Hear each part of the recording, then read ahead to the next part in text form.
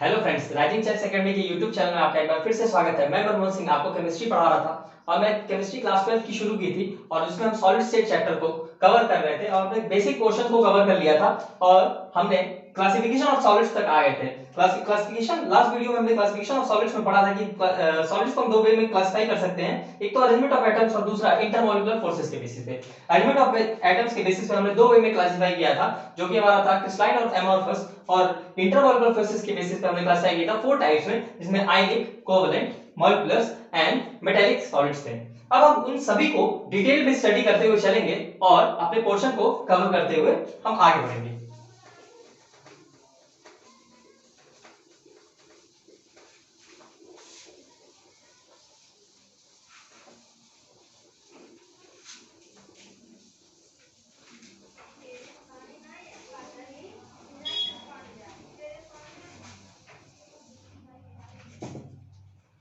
अब आगे बढ़ते हैं। हमने कहा कि अरेंजमेंट ऑफ एटम के बेसिस, यानी कि अरेंजमेंट ऑफ एटम्स के बेसिस पर हम कितने वे में क्लास है, अरेंजमेंट ऑफ एटम्स के बेसिस पर हम क्लासिफिकेशन करने वाले हैं। और हमने कहा कि अरेंजमेंट ऑफ एटम्स के बेसिस पे दो वे में क्लासिफाई करें, क्रिस्टलाइन एंड एमॉर्फस सॉलिड्स। तो क्रिस्टलाइन सॉलिड्स के बारे में हम क्रिस्टलाइन एंड एमॉर्फस, हम डिफरेंस बिटवीन के फॉर्म में पढ़ रहे हैं ताकि हमें आइडेंटिफाई करना इजी हो जाए और हमें कोई दिक्कत ना हो। तो क्रिस्टलाइन सॉलिड्स की अगर हम बात करते हैं तो मैंने कहा कि भाई अरेंजमेंट ऑफ एटम्स की बात है तो सबसे पहले अरेंजमेंट ऑफ एटम्स ही होगा उनका। अरेंजमेंट ऑफ एटम क्रिस्टलाइन में जो अरेंजमेंट ऑफ एटम्स होती है वो एक रेगुलर लॉन्ग रेंज होती है, रेगुलर लॉन्ग रेंज ऑर्डर। और एमॉर्फस में क्या होती है, वही जो एटम्स का अरेंजमेंट होगा वो रेगुलर नहीं होगा। तो रेगुलर ना होके मतलब कि ऐसा नहीं कि रेगुलरिटी नहीं होगी, होगी, लेकिन उनका जो रेंज होगा ऑर्डर का, अरेंजमेंट ऑफ एटम का जो ऑर्डर होगा वो स्मॉल होगा, यानी इसको हम लिख सकते हैं शॉर्ट रेंज ऑर्डर होता है, शॉर्ट रेंज ऑर्डर। इसको आप ऐसे समझ सकते हैं कि मान लीजिए आपके एटम्स जो हैं वो किस प्रकार के हों। अगर लॉन्ग रेंज ऑर्डर पर इनका जो रेंज होगा ऑर्डर का वो हमेशा कंटीन्यूअस होगा, मतलब कि इनके जो एटम्स होंगे वो बराबर से अरेंज होंगे। तो बराबर से अरेंज होने का मतलब क्या है कि हर एटम के बाद मतलब एक एटम हो सकता है, ऐसा नहीं कि सिंगल सिंगल एटम होंगे, दो दो एटम्स भी हो सकते हैं। शॉर्ट रेंज ऑर्डर की बात करते हैं तो शॉर्ट रेंज ऑर्डर का क्या है कि भाई आपने एटम कॉलेज का कभी एटम्स क्या कहते हैं सिमिलर रहे, कभी कभी आगे बढ़ते गए, दो दो दो हो गए, तीन हो गए, तो इस तरह से अरेंजमेंट जो है वो कंटिन्यूअस ना रहे आपका।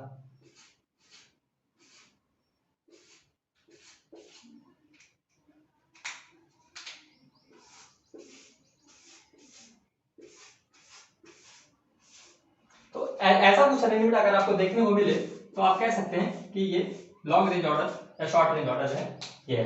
तो इस तरह से हम क्रिस्टलाइन में पहला डायग्राम पर गया रेगुलर लॉन्ग रेंज ऑर्डर और शॉर्ट रेंज ऑर्डर जो है हमने देख लिया। अब अगर हम दूसरा डिफरेंस की बात करें तो भाई रेगुलरिटी है, इसके अंदर रेगुलरिटी है।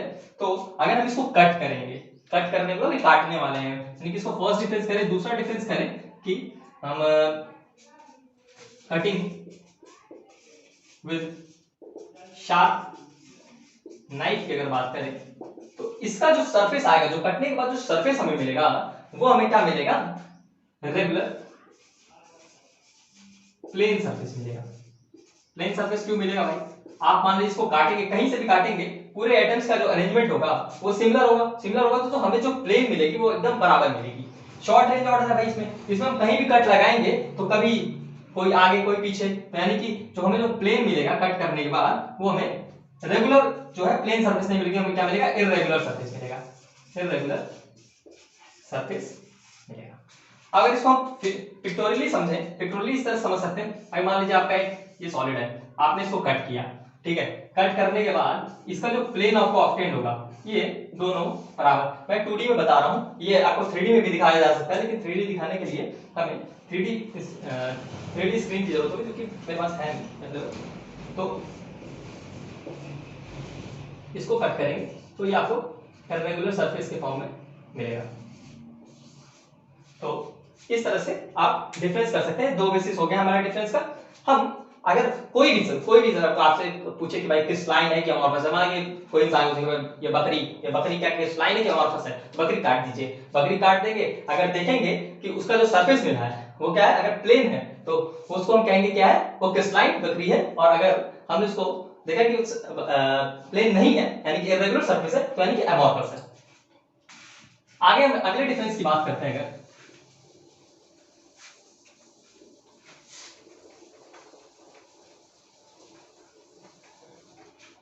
अगले डिफरेंस की अगर हम बात करें, तो अगला डिफरेंस हमारे पास क्या आता है कि डिफरेंस नंबर 3 कि भैया आपके अरेंजमेंट तो एक लाइन से है, ठीक है, यानी एटम बराबर वे में अरेंज है।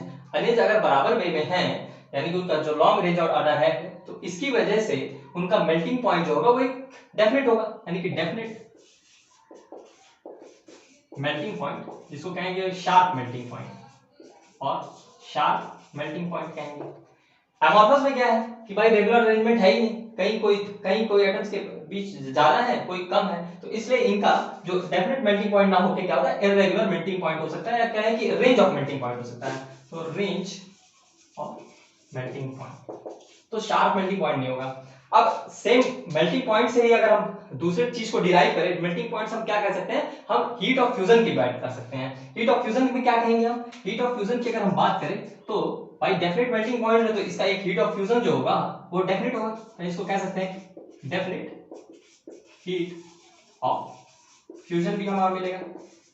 और अगर हम इसी में दूसरे डेफिनेट हीट ऑफ फ्यूजन की, इसका जब हमने देखा कि रेंज ऑफ मेल्टिंग पॉइंट है, मतलब कि एक रेंज होगी मेल्टिंग पॉइंट की, तो इसका डेफिनेट यानी कि no definite heat of fusion. फिर हम आगे बात करते हैं और क्या डिफरेंस हमारा हो सकता है क्रिस्टलाइन और अमोर्फस के बीच में, हमारा और क्या डिफरेंस हो सकता है हमारे पास।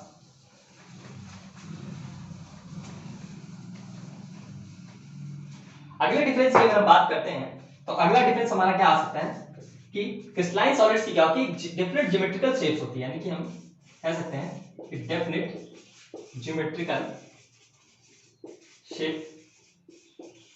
और इसके लिए क्योंकि अमोर्फस का कोई अरेंजमेंट बराबर है नहीं, तो no definite geometrical shape, no definite geometrical shape आपको देखने को मिलेगा। और कोई पॉइंट ऑफ डिफरेंस अगर हमारे पास हो सकता है, और क्या पॉइंट ऑफ डिफरेंस हो सकता है हमारे पास, एक हमारी प्रॉपर्टी है एनाइसोट्रॉपिक और आइसोट्रॉपिक प्रॉपर्टी, तो उसको भी डिस्कस कर सकते हैं। एनाइसोट्रॉपिक प्रॉपर्टी क्या होती है, हमारे जो क्रिस्टलाइन सॉलिड्स होते हैं वो क्या होते हैं, वो एनाइसोट्रॉपिक होते हैं। मैं एनाइसोट्रॉपिक को भी बताता हूं। और जो हमारे अमोर्फस सॉलिड होते हैं वो क्या होते हैं, आइसोट्रॉपिक होते हैं। पहले हम आइसोट्रॉपिक की बात कर लेते हैं। आइसोट्रॉपिक बना है आइसो से, आइसो मतलब सिमिलर होता है, यानी कि जिन क्या जो एटम जो प्रॉपर्टीज होंगी, यानी कि properties physical properties like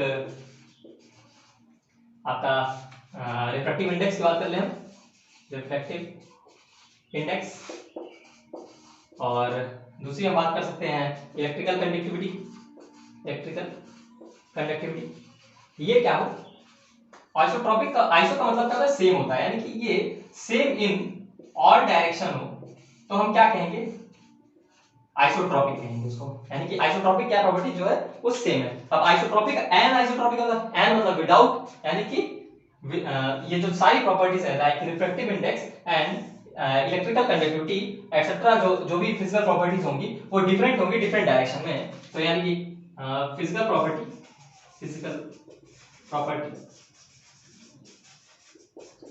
different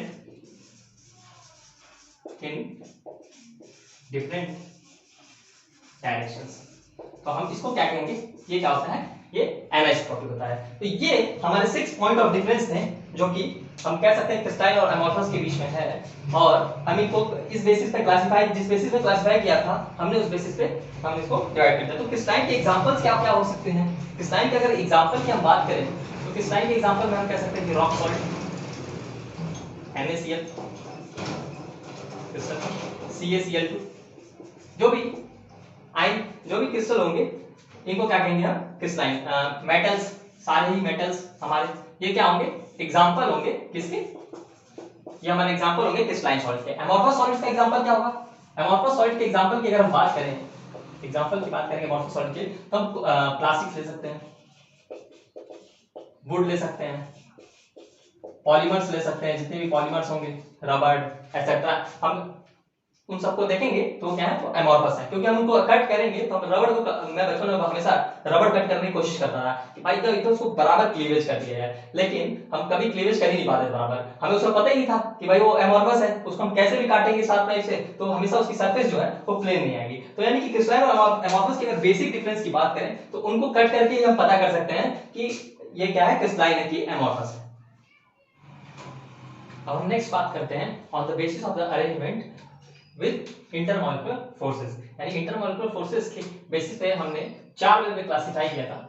intermolecular forces के बेसिस पे हमने 4 तरह से क्लासिफाई किया था। फर्स्ट क्या था, आयनिक सॉलिड्स,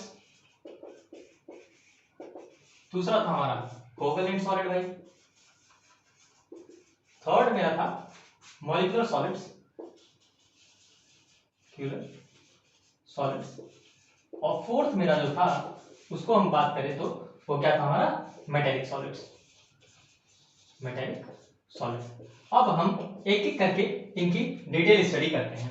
सबसे पहले हम स्टार्ट करते हैं आयनिक सॉलिड्स की तरफ। आयनिक सॉलिड्स क्या होती हैं भाई, तो आयनिक सॉलिड्स को शुरू करते हैं। तो आयनिक सॉलिड्स पहले बनता कैसे है, हम इसकी बात कर लेते हैं। आयनिक सॉलिड्स के बीच की जो फोर्सेस होती हैं वो होती हैं coulombic force of attraction. Coulombic force of attraction कैसे डेवलप होता है, क्योंकि आयंस क्या होते हैं, एक आयंस दो टाइप होते हैं, पॉजिटिव एंड नेगेटिव चार्ज। तो पॉजिटिव आयंस को हम बोलते हैं कैटायंस और नेगेटिव आयंस को हम बोलते हैं एनायंस। तो जब कैटायंस और एनायंस के बीच की जो बाइंडिंग फोर्स जब दोनों पास आते हैं तो उनके बीच में आयनिक फोर्सेस डेवलप होती हैं, तो उसके बेसिस पे जो सॉलिड बनता है उसको हम बोलते हैं आयन सॉलिड, यानी कि इनके अंदर प्रेजेंट होंगे आयंस। तो इनकी फोर्स ऑफ अट्रैक्शन की अगर हम बात करें, फोर्स ऑफ अट्रैक्शन की अगर हम बात करें तो यहां पे फोर्स ऑफ अट्रैक्शन जो आता है वो क्या आता है, कोलम्बिक फोर्स।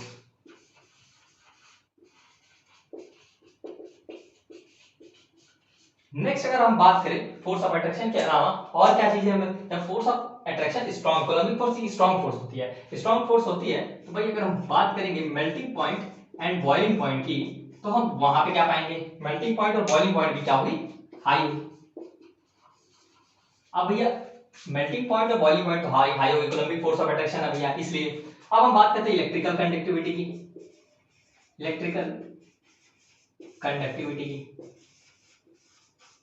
तो हम क्या देखेंगे, इलेक्ट्रिकल कंडक्टिविटी में अगर हम बात करें तो भैया क्योंकि आयंस तो है लेकिन सॉलिड स्टेट में है, सॉलिड स्टेट में आयंस की कोई मूवमेंट ही नहीं होने वाली है, तो आयंस की मूवमेंट नहीं होने वाली है तो इंसुलेटर, यानी कि इंसुलेटर होंगे, लेकिन किस में होंगे, सॉलिड स्टेट में, सॉलिड स्टेट में। और कंडक्टर होंगे, मैं कह देता हूं गुड कंडक्टर होंगे, गुड कंडक्टर होंगे मॉल्टेन स्टेट में। मॉल्टेन स्टेट क्या है, या एक एक्वस स्टेट कह सकते हैं, एक्वस स्टेट में।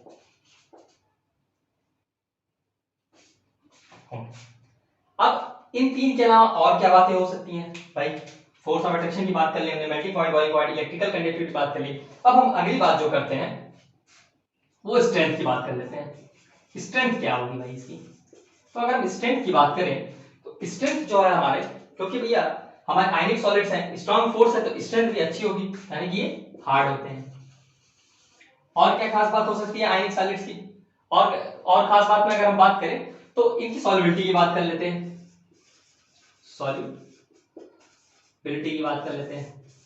तो सॉल्युबिलिटी की अगर हम बात करें तो भैया क्योंकि आयंस है तो उनके ऊपर चार्ज है, चार्ज जो है ये पोलर सॉल्वेंट्स में डिसॉल्व हो सकते हैं, क्योंकि भाई इनके पास पोलैरिटी भी तो है, तो पोलैरिटी की वजह से ये पोलर सॉल्वेंट में डिसॉल्व होंगे, यानी कि पोलर सॉल्वेंट में ये सॉल्वेंट। तो पोलर सॉल्वेंट का एग्जांपल की बात करें तो हमारे पास बहुत सारे एग्जांपल है, जैसे मेथनॉल है, ठीक है, वाटर है, ये सारे क्या हमारे पोलर सॉल्वेंट्स हैं। अब हम अगली बात करते हैं आयनिक सॉलिड्स की एग्जांपल्स पे, इसके अंदर आएंगे कौन कौन से, तो हम बात कर लेते हैं एग्जांपल्स की। एग्जांपल्स की अगर हम बात करें तो हमारे पास आएगा NaCl का क्रिस्टल, CaCl2 का क्रिस्टल आ जाएगा भाई, और क्या से जितने भी मेटल्स हैं, और सॉरी मेटल्स नहीं होंगे, CaCl2 एक्सेट्रा, ठीक है, जिसके अंदर भी आयंस प्रेजेंट होंगे उनको हम क्या करेंगे, आयनिक सॉलिड्स कहेंगे।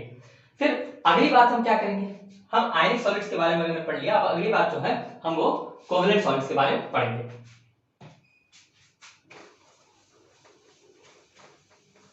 तो कोवेलेंट सॉलिड्स के बारे में जानने के लिए भाई फिर से हम वही बात करेंगे कि भाई इनकी फोर्स ऑफ अट्रैक्शन क्या होगी, ठीक है, इनके मेल्टिंग पॉइंट बॉइलिंग पॉइंट में क्या होगा, इनकी इलेक्ट्रिकल कंडक्टिविटी क्या होगी। तो पहली बात हम करते हैं कि फोर्स ऑफ अट्रैक्शन क्या होगी।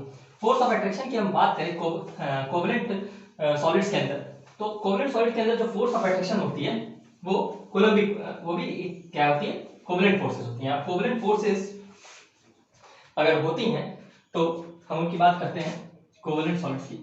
लाइन वाइज चलते हैं कोवेलेंट सॉलिड्स। अब इनकी फोर्स ऑफ अट्रैक्शन की बात करते हैं, फोर्स ऑफ अट्रैक्शन की।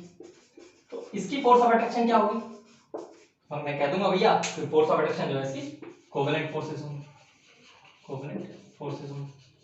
अच्छा भाई कोवेलेंट फोर्सेस कैसी होती हैं, वीक होती है कि स्ट्रांग होती है, तो हम जानते हैं कोवेलेंट फोर्सेस क्या होती हैं, स्ट्रांग फोर्सेस होती हैं। तो स्ट्रांग फोर्सेस होती हैं तो इनका melting point and boiling point क्या होगा, same melting point and boiling point भी क्या होगा, इसका हाई होगा। लेकिन एक खास बात यहाँ पे जानने वाली है कि कोवेलेंट सॉलिड्स मेल्टिंग पॉइंट और बॉइलिंग पॉइंट हाई तो होता है, लेकिन ये पहले डिकम्पोज जाते हैं, डिकम्पोजेस बिफोर मेल्टिंग, ये इनकी खास बात है। और क्या हो सकते हैं, स्ट्रेंथ की बात करते हैं भाई, स्ट्रॉन्ग फोर्स है तो स्ट्रेंथ भी क्या होगी, अच्छी होगी, स्ट्रेंथ भी क्या होगी, अच्छी होगी। तो यानी अच्छी होगी तो मैं इसको हाई लिख देता हूँ, स्ट्रेंथ भी हाई होगी, या इसको हार्ड लिख सकते हैं। और अगली बात क्या कर सकते हैं, हमने स्ट्रेंथ की बात कर ली, हम इसमें बात कर सकते हैं इलेक्ट्रिकल कंडक्टिविटी की, इलेक्ट्रिकल कंडक्टिविटी। फिर वही बात आ गई इलेक्ट्रिकल कंडक्टिविटी, इसमें भी कोई आयंस तो प्रेजेंट है नहीं, तो ये जब आयंस कोई प्रेजेंट ही नहीं है तो ये कंडक्टिविटी किस बात की, तो कंडक्टिविटी जब किस बात की होगी, तो यहाँ पे इसको हम कह सकते हैं कि ये क्या है, इंसुलेटर्स होते हैं, इंसुलेटर्स जनरली। एक्सेप्शन इसके साथ क्या है, एक्सेप्शन इसमें एक हमारी ग्रेफाइट की जो है वो एक्सेप्शन, तो एक्सेप्शन भी है इसके साथ साथ, एक्सेप्शन जो है वो ग्रेफाइट है जो कि एक गुड कंडक्टर है, गुड कंडक्टर। तो फिर हम आगे और क्या बात कर सकते हैं भैया, हमने कोवेलेंट सॉलिड इतनी बात कर ली, इसके एग्जांपल्स की बात कर ले, अगर हम एग्जांपल्स की बात करें तो भैया कोवेलेंट सॉलिड का सबसे बढ़िया जो दुनिया में सबसे महंगी चीज डायमंड, डायमंड की बात कर लेते हैं। तो इसका एग्जांपल क्या होता है, डायमंड। दूसरा हमने ग्रेफाइट की बात की है, तो ग्रेफाइट तो है ही हमारा। फिर हमारे कार्बाइड्स होते हैं जितने, जैसे सिलिकॉन कार्बाइड्स है, ठीक है, कैल्शियम कार्बाइड है, ये सब क्या है, ये हमारे कोवेलेंट सॉलिड्स। अब हम नेक्स्ट बात करते हैं अपने मॉलिक्यूलर सॉलिड्स की। मेरा मॉलिक्यूलर सॉलिड्स हमने आयनिक सॉलिड्स और कोवेलेंट सॉलिड्स कंप्लीट किया। मॉलिक्यूलर सॉलिड्स थोड़ा मेरा बड़ा पोर्शन है क्योंकि मॉलिक्यूलर सॉलिड्स फर्दर 3 पार्ट्स में डिवाइड है। देखिए मॉलिक्यूलर सॉलिड्स की अगर बात करें तो ये फर्दर 3 टाइप्स में डिवाइड है। कौन कौन सी हैं, पहला है पोलर मॉलिक्यूलर सॉलिड्स, दूसरा है नॉन पोलर मॉलिक्यूलर सॉलिड्स, और नेक्स्ट है यानी कि थर्ड जो है वो होता है हाइड्रोजन बॉन्डेड मॉलिक्यूलर सॉलिड्स। तो हम बात करते हैं सबसे पहले पोलर मॉलिक्यूलर सॉलिड्स की। तो नंबर 1 पोलर मॉलिक्यूलर सॉलिड। अब पोलर मॉलिक्यूलर सॉलिड्स की अगर हम बात कर रहे हैं तो सेम फिर से वही बात करेंगे कि पोलर मॉलिक्यूलर सॉलिड के बीच की फोर्स ऑफ अट्रैक्शन क्या होती है। फर्स्ट बात करेंगे फोर्स ऑफ अट्रैक्शन क्या है भाई इसका। तो भैया जैसे आपको पता चल रहा है पोलर मॉलिक्यूलर सॉलिड्स, मॉलिक्यूलर जो भी पोलर मॉलिक्यूलर सॉलिड्स तो उनके बीच की जो फोर्स ऑफ अट्रैक्शन होती है वो कौन सी होती है, डाइपोल फोर्सेस होती है, यानी कि डाइपोल फोर्सेस होती हैं। डाइपोल डाइपोल मॉलिक्यूलर फोर्सेस की अगर हम बात करें, मॉलिक्यूलर फोर्सेस 3 तरह की होती हैं, तो मैं उसके लिए एक अलग वीडियो बना दूंगा जिसमें हम सिर्फ इंटरमॉलिक्यूलर फोर्सेस की बात करेंगे, तो हम वहां पे उसकी डिटेल स्टडी कर लेंगे। लेकिन फिलहाल आप इतना जानिए कि force of attraction polar molecular solids के अंदर होती है, डाइपोल डाइपोल फोर्सेस होती हैं। तो भैया डाइपोल डाइपोल फोर्सेस होती हैं तो इसका क्या कहते हैं, कोई कुछ तो इफेक्ट पड़ेगा। तो इफेक्ट जो है हम पहले देखते हैं। सबसे पहले इफेक्ट जो है इसके मेल्टिंग पॉइंट और बॉइलिंग पॉइंट पे क्या पड़ता है। मेल्टिंग पॉइंट है बॉइलिंग पॉइंट की।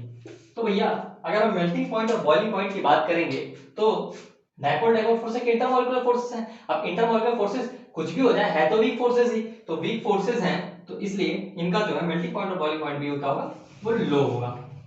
अच्छा भाई, मेल्टिंग पॉइंट बॉइलिंग पॉइंट लो है तो और क्या बातें हो सकती हैं। मेल्टिंग पॉइंट और बॉइलिंग पॉइंट लो है इसलिए इनका जिस स्टेट में अगर हम माने कि रूम टेम्परेचर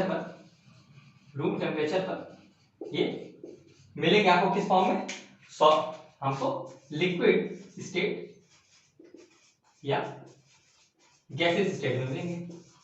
गैसेस स्टेट में ये मिलेंगे। और क्या बातें हो सकती हैं इनकी भाई, हमने अगली बात हम कर सकते हैं कि इनका इलेक्ट्रिकल कंडक्टिविटी कैसा होगा, इलेक्ट्रिकल बिहेवियर क्या होगा।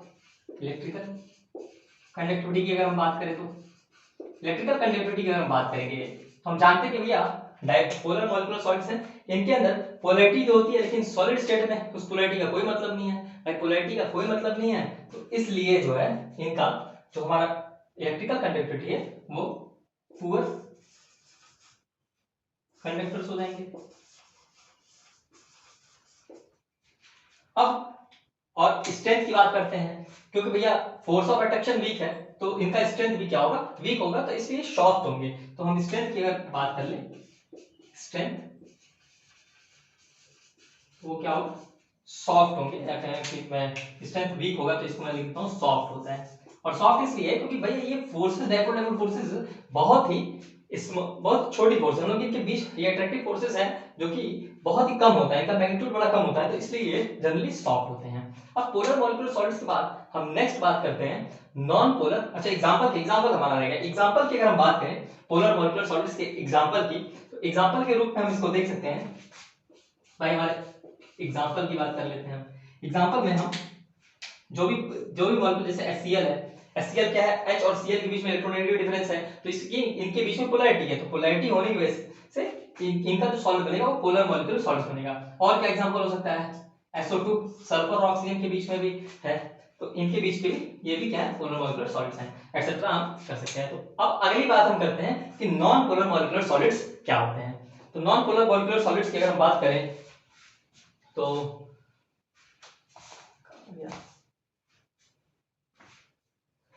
हाँ, हम बात करते हैं नॉन पोलर मॉलिक्यूलर सॉलिड्स की। नॉन पोलर मॉलिक्यूलर सॉलिड्स की ये हमारा दूसरा हो जाएगा। तो भैया इनके इसके अंदर कौन कौन सी फोर्सेस इन्वॉल्व होती हैं। भैया नॉन पोलर है तो भैया इसके अंदर जब नॉन पोलर मॉलिक्यूलर सॉलिड इनके इसके अंदर पोलैरिटी, तो इनके एटम्स के अंदर पोलैरिटी तो होगी नहीं, तो पोलैरिटी नहीं होगी तो डाइपोल डाइपोल फोर्सेस नहीं हो सकती हैं। तब कौन सी फोर्सेस होंगी इनके बीच में, तो उनके बीच की जो फोर्सेस होती हैं हम उसको कहते हैं इंड्यूस डाइपोल। इंड्यूस डाइपोल फिर से अगेन मैं कहता हूं कि मैं अभी नेक्स्ट वीडियो में बता दूंगा कि ये फोर्सेस आती कैसे हैं और इनका इफेक्ट क्या क्या होता है, ठीक है। तो इसको बोलते हैं induced dipole, induce dipole forces होंगे। मेल्टिंग पॉइंट है ये तो उससे भी वीक होती हैं तो ये लो ही रहेंगी। मेल्टिंग पॉइंट और बॉइलिंग पॉइंट भी लो रहेगा क्योंकि इंड्यूस डाइपोल, क्योंकि फोर्स ऑफ अट्रैक्शन वैसे ही पोलर मॉलिक्यूल्स के बीच में जो है, पोलर मॉलिक्यूलर सॉलिड्स के बीच में जो फोर्स ऑफ अट्रैक्शन थी वैसे ऑलरेडी वो वीक थी। भैया इंड्यूस आ गया अब, यानी कि उसके अंदर कुछ पोलैरिटी नहीं हो, पोलैरिटी इंड्यूस हो रही है फिर अट्रैक्शन हो रहा है, यानी कि वो और भी लो है, यानी कि लो और इसके ब्रैकेट में लिखते हैं lower than polar molecular solids, ठीक है। Lower than polar molecular solids पे हम इसमें लिख सकते हैं। रूम टेंपरेचर पे ये भी लिक्विड और गैसेस स्टेट में ही मिलेंगे, इसमें कोई बात नहीं है, इसमें कोई सोचने वाली नहीं। इलेक्ट्रिकल कंडक्टिविटी ये भी पुअर कंडक्टर, स्ट्रेंथ भी इनकी सॉफ्ट होगी। एग्जांपल में अगर हम बात करें तो एग्जांपल के तौर पर मैं बात करता हूं ऐसे जिनके बीच में क्या है पोलैरिटी, नॉन पोलर मॉलिक्यूल्स कौन से होंगे जिनके बीच में पोलैरिटी डिफरेंस ना हो। पोलैरिटी डिफरेंस यानी कि जनरली वो अपने सेम एटम से कंबाइन होंगे, क्योंकि भैया पोलैरिटी तो कोई दूसरा एटम होगा तो पोलैरिटी बदल भी सकती है, तो इसकी हम बात कर सकते हैं H2 Cl2 I2 जितने भी डायटोमिक गैसेस हैं, इनकी बात कर सकते हैं। तो ये क्या है, नॉन पोलर मॉलिक्यूलर सॉलिड्स हो जाते हैं। ठीक है, नेक्स्ट बात करते हैं कि हाइड्रोजन बॉन्डेड मॉलिक्यूलर सॉलिड्स क्या होते हैं। तो हम हाइड्रोजन, अब नाम से पता चल रहा है अभी कि हाइड्रोजन बॉन्डेड मॉलिक्यूलर सॉलिड्स हैं। तो भैया अगर नाम से आपको पता चला कि तो यानी कि इसके अंदर हाइड्रोजन बॉन्ड इन्वॉल्व होगा, हाइड्रोजन बॉन्ड इन्वॉल्व होगा।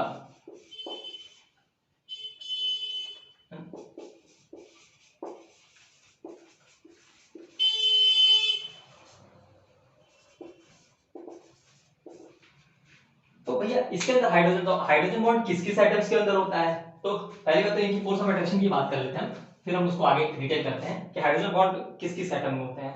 तो फोर्स ऑफ अट्रैक्शन की अगर हम बात करें तो इनके अंदर जो फोर्स ऑफ अट्रैक्शन होगी वो क्या होगी, हाइड्रोजन बॉन्ड होगा। ठीक है, फोर्स क्या होगा, हाइड्रोजन बॉन्ड के थ्रू होगा। उसको कहें एक तरह का डाइपोल डाइपोल का एक फोर्स है, लेकिन वो सिर्फ स्पेशल हाइड्रोजन बॉन्ड होगा। और इसको हम अगर बात करें तो ये डाइपोल डाइपोल टाइप का फोर्स है। ये मैंने क्वेश्चन जो है आपके इस वीक के क्विज में जो है ये था, ये क्वेश्चन सेम था। ये कैसा है, डाइपोल डाइपोल फोर्सेस। तो डाइपोल डाइपोल फोर्सेस का ही टाइप ही, ठीक है। और हाइड्रोजन बॉन्ड किन किन एटम्स के अंदर पाया जाता है, तो ये स्मॉल बात है कि भैया ये सिर्फ उन एटम्स के अंदर होता है जिसमें हाइड्रोजन बॉन्ड होता है। ये मोस्ट इलेक्ट्रोनेगेटिव एटम्स है। तो मोस्ट इलेक्ट्रोनेगेटिव फ्लोरीन, ऑक्सीजन और नाइट्रोजन। समटाइम्स क्लोरीन के साथ भी होता है, लेकिन जनरली इन्हीं तीन के साथ हम देखने को मिलता है। और हमें लगता है कि 12th के लेवल तक फ्लोरीन, ऑक्सीजन और नाइट्रोजन के अलावा उससे आगे नहीं आने वाला है। तो ये हाइड्रोजन बॉन्डेड मॉलिक्यूलर सॉलिड्स के हो जाते हैं। मेल्टिंग पॉइंट और बॉइलिंग पॉइंट की बात करेंगे तो लो ही रहेगा, लेकिन हम इसकी बात करें तो ये हायर देन अदर टू हो जाएगा। तो इसकी बात कर लेते हैं कि ये लो तो रहेगा, क्योंकि भाई हाइड्रोजन बॉन्ड भी है, एक तरह का वीक बॉन्ड ही होता है। तो हायर देन अदर टू।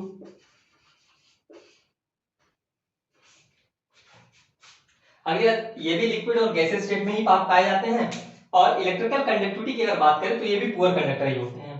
ठीक है, इस तरह की बात करें सॉफ्ट होगा। एग्जांपल यहाँ पे भी बदल जाएगा कि एग्जांपल में क्या होगा, ऐसे एटम्स जिसके अंदर ये तीनों होने चाहिए। तो इसके लिए सबसे बेस्ट एग्जांपल अगर हम करें तो हमारे पास वाटर आ जाता भैया, क्योंकि वाटर के अंदर ऑक्सीजन प्रेजेंट है और हाइड्रोजन भी प्रेजेंट है। तो हम जब बात करेंगे नेक्स्ट वीडियो में तो हम उसको हम इंटरमॉलिक्यूलर फोर्सेस वाली जो वीडियो होगी उसके अंदर हम सारा बताएंगे कि हाइड्रोजन बॉन्ड कैसे बनता है। फिलहाल के लिए आप सिर्फ इतना जानिए कि इनके अंदर होता है। ठीक है, और भी बहुत सारे एग्जांपल्स हो सकते हैं, जैसे मिथनॉल उनके अंदर भी होता है। ठीक है, तो ये जो है हमारा, ये हमने मॉलिक्यूलर सॉलिड्स को हमने कंप्लीट कर लिया। नेक्स्ट बात करते हैं हम मेटेलिक सॉलिड्स की। तो मेटेलिक सॉलिड्स के लिए हम चर्चा करेंगे कि मेटेलिक सॉलिड्स होते कैसे हैं और उनके उनके उनके फोर्स ऑफ अट्रैक्शन क्या होता है। तो मेटेलिक सॉलिड्स की बात करते हैं। फोर्थ की बात नहीं, हाँ ये फोर्थ टाइप ही है। फोर्थ बात करते हैं मेटेलिक सॉलिड्स की। मेटेलिक सॉलिड्स जो होते हैं उनके बीच की फोर्स ऑफ अट्रैक्शन की अगर हम बात करें, फोर्स ऑफ अट्रैक्शन की बात करें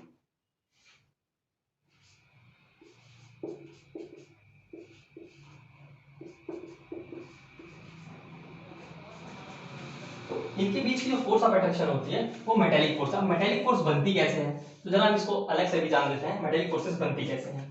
तो इनके बीच की फोर्सेस क्या होती है, मेटेलिक फोर्सेस होती हैं। अब ये फोर्स बनेगी कैसे, जरा हम इसको अलग से जान लेते हैं, मेटेलिक फोर्सेस बनेगी कैसे। तो मान लेते हैं कि ये हमारा एक मेटल का कोई पोर्शन है। अब मेटल के कुछ एटम्स भी होंगे, मेटल है तो उनके अंदर एटम्स तो होंगे। मान लेते हैं कि ये हमारा एटम है।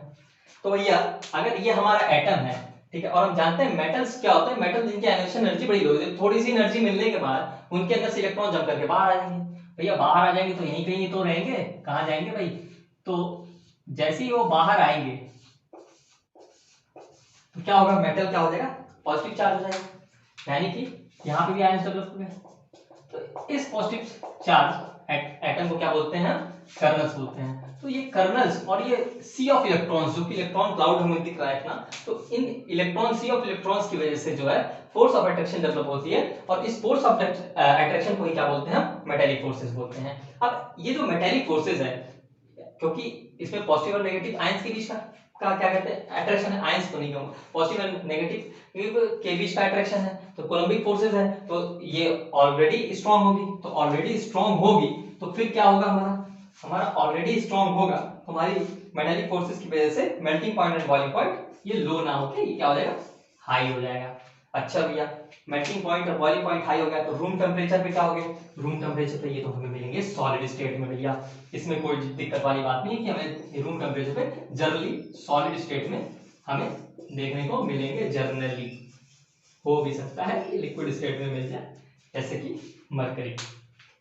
ठीक है, अब इलेक्ट्रिकल कंडक्टिविटी की बात करते हैं। इलेक्ट्रिकल कंडक्टिविटी, ये पूरा कंडक्टर नहीं होंगे भैया, ये हमारे क्या हो जाएंगे, गुड कंडक्टर्स हो जाएंगे, क्योंकि भैया इलेक्ट्रॉन तो है मेरे पास, इलेक्ट्रिक इलेक्ट्रॉन अब इलेक्ट्रॉन करेंगे मूव, और मूव करने की वजह से उनके अंदर कंडक्टिविटी होगी, यानी कि ये गुड कंडक्टर्स हो जाएंगे, गुड कंडक्टर्स।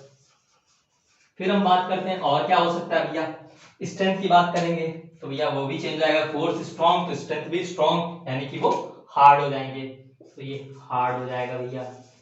और एग्जांपल की बात करें तो इनके एग्जांपल के तौर पे आप जितने भी मेटल्स हो, एलॉयज हो, सबको ले सकते हैं। तो भैया दो चार मेटल के नाम लिख लेते हैं, जैसे प्लेटिनम लिख लेता हूँ, थोड़ा महंगा है, ठीक है। फिर बात करता हूँ मैं सोडियम की बात कर लेता हूँ, ठीक है, जरूरी है भाई हमारे लिए। पोटेशियम की बात कर लेता हूँ, ठीक है, आयरन तो सबसे ज्यादा जरूरी है। और कुछ ब्रास की बात कर लेते हैं, ब्रॉन्ज की बात कर लेते हैं, है कि नहीं है।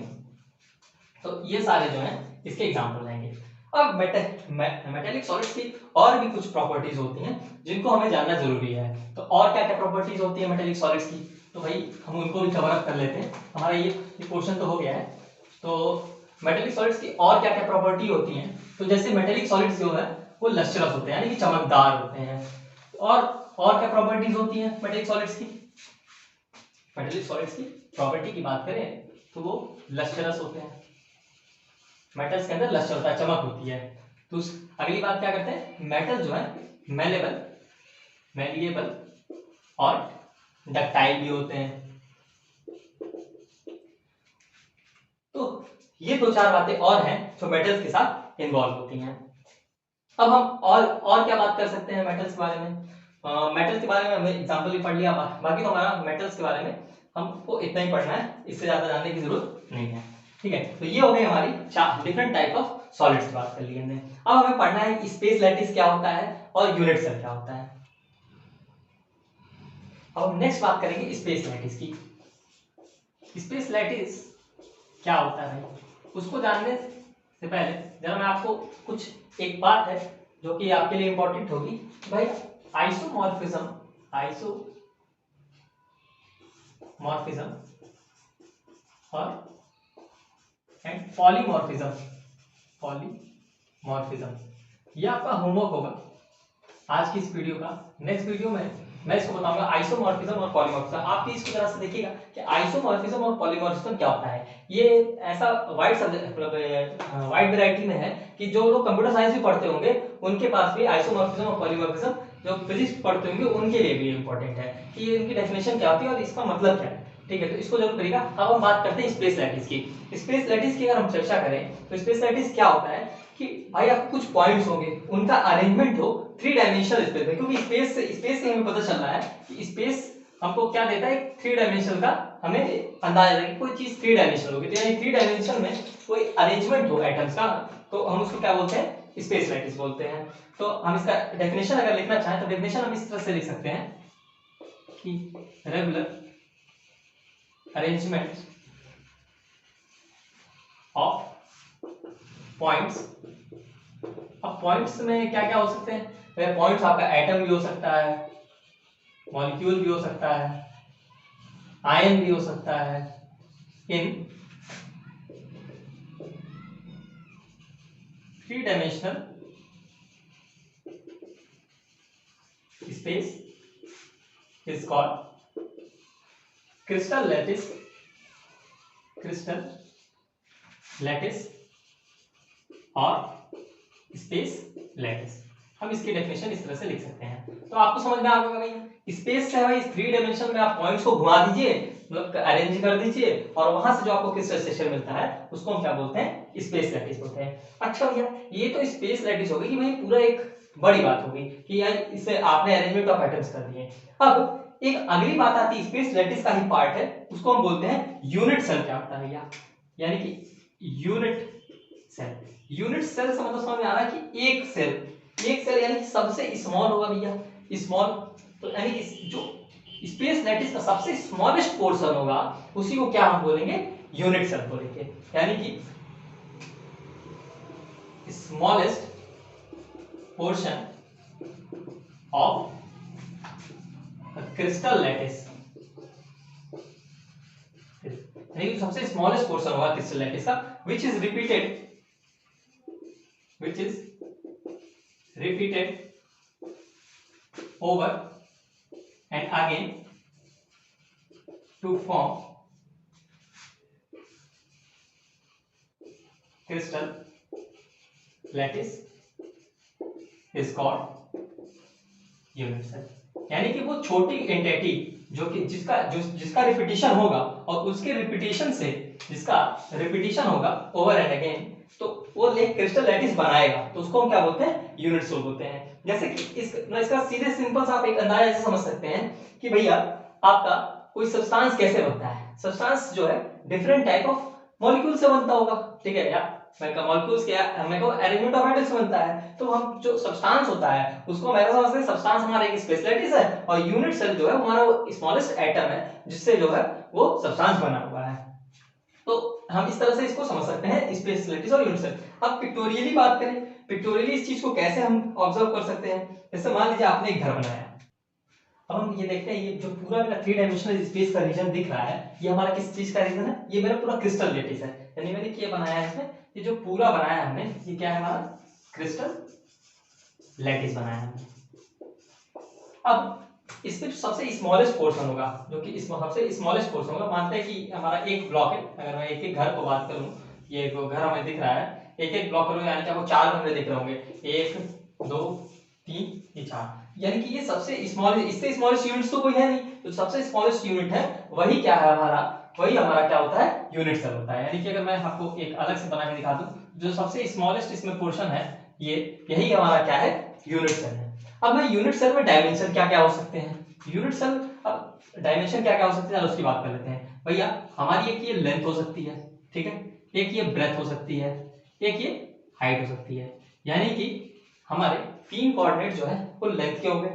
फिर हमारे 3 डिफरेंट एंगल्स हो सकते हैं, 3 डिफरेंट एंगल्स कैसे हो सकते हैं भैया, एक ये एंगल हो गया हमारा, इसको हम कहें कि लेंथ और हाइट के बीच का एंगल, इसको अल्फा बोल दूं मैं, और हाइट और ब्रेथ के बीच का एंगल जिसको हम बीटा कह सकते हैं, और लेंथ और ब्रेथ के बीच का एंगल जिसको हम गामा कह सकते हैं। यानी कि 3 एंगल्स के कोऑर्डिनेट हो गए और 3 जो है आपके लेंथ के कोऑर्डिनेट हो गए। अब हम इसके आगे बात करते हैं कि इनके बेसिस पर हमने यूनिट सेल को कैसे क्लासिफाई किया है, हम वो पढ़ेंगे कि इसके, और हम आज की वीडियो में इतना ही रहने देते हैं। हम जब नेक्स्ट टाइम पे आएंगे तो हम टाइप्स ऑफ यूनिट सेल्स पढ़ेंगे कि कितने different types of unit cells होते हैं, और आपके लिए होमवर्क दिया है आइसोमॉर्फिज्म एंड पॉलीमॉर्फिज्म, और इस वीडियो के अंत में आपका अभी कुछ क्वेश्चंस भी आपको मैं प्रोवाइड करा देता हूं, जिसको आप नेक्स्ट टर्न पर आप करके रखेंगे, आप उसको कमेंट कर देंगे। आपको कोई डाउट होगा तो आप हमारे टेलीग्राम के चैनल पर भी जाकर आप मैसेज कर सकते हैं, वैसे मैं कहूँगा कमेंट में ही कर दीजिएगा, वैसे मैं देख लूंगा, ठीक है, और आपको नेक्स्ट वीडियो में मैं आपको आंसर के साथ बताऊंगा, मैं सारा कुछ एक्सप्लेनेशन के साथ। चलिए bye bye, tata, and like subscribe.